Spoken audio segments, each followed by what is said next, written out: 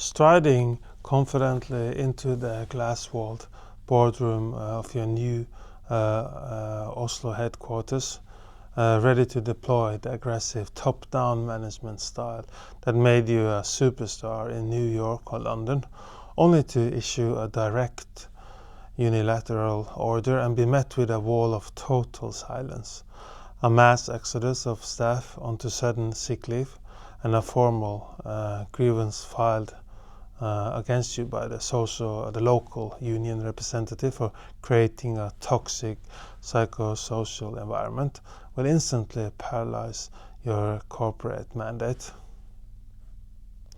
Welcome to Norway Perspectives. I am Erik Christensen from the NLS, Norway Relocation Group. Today we are exposing the devastating Nordic or Norwegian leadership trap and why importing your global assumptions about corporate hierarchy, executive authority, and command and control management into Norway will completely destroy your ability to lead. For highly successful corporate directors arriving from intensely competitive hierarchical markets, authority is inherently tied to a job title. If you are the vice president, your word is final. You are expected to be decisive, to issue direct orders, to drive your team hard, to meet aggressive quarterly targets, and to hold individuals publicly accountable when they fail. You naturally assume that this results-driven, boss-centric leadership model will seamlessly transition to your newly acquired Norwegian division. Norway operates under a drastically different, deeply egalitarian and legally protected framework of workplace democracy known as medbestemmelse in Norwegian, or co-determination.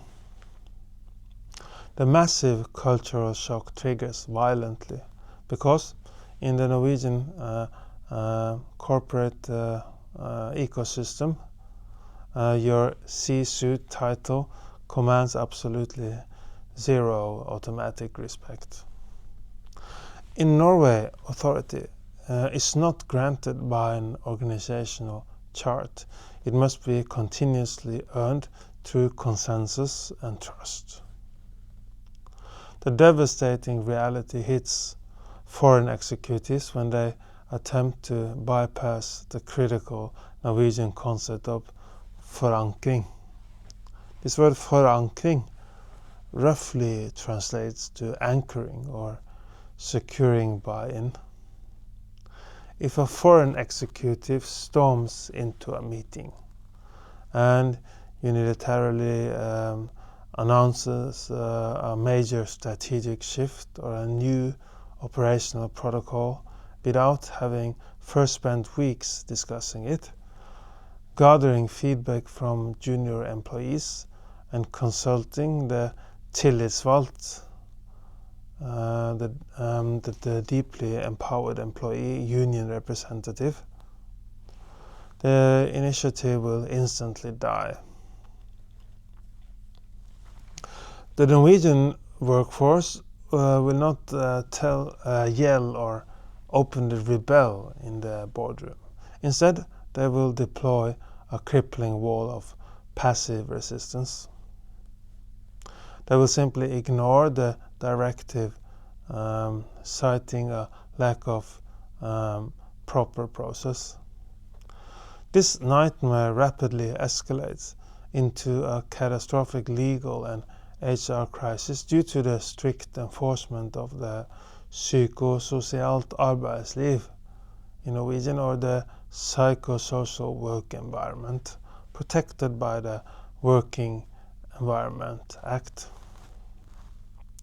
In standard international corporate culture, raising your voice slightly to emphasize a deadline, sending a blunt, aggressive email, or demanding that an employee explain a failure in front of their peers is considered standard, high-pressure business.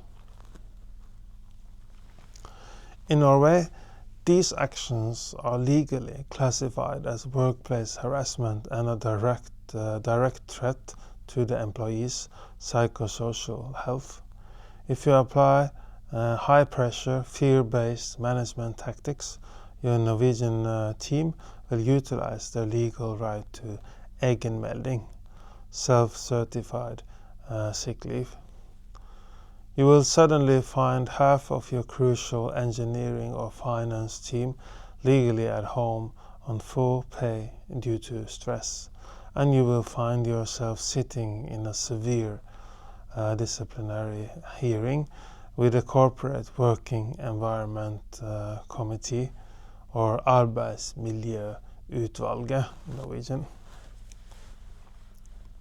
Trying to explain to your global board why your leadership style has completely broken the Norway division.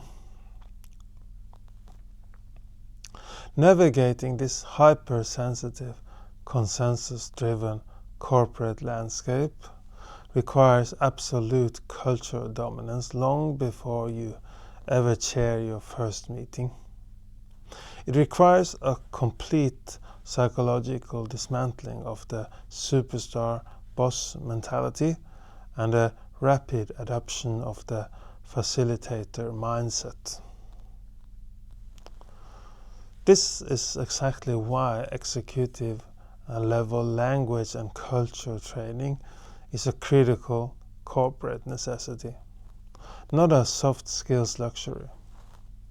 A successful international assignment goes far beyond learning how to order a coffee in Norwegian. It requires aggressively decoding the unwritten rules of Nordic boardroom psychology, mastering the delicate art of Forankring, and learning how to influence and drive performance without ever triggering the defensive walls of egalitarianism. A successful executive relocation relies on protecting your leadership capital just as much as your financial capital. Do not let a misunderstood cultural code trigger an internal corporate revolt that destroys your Norway career. Visit our website at nls.norwayrelocation.no, nls.norwayrelocation.no, to learn more about how to navigate the complex Norwegian corporate matrix. And I will see you in the next episode.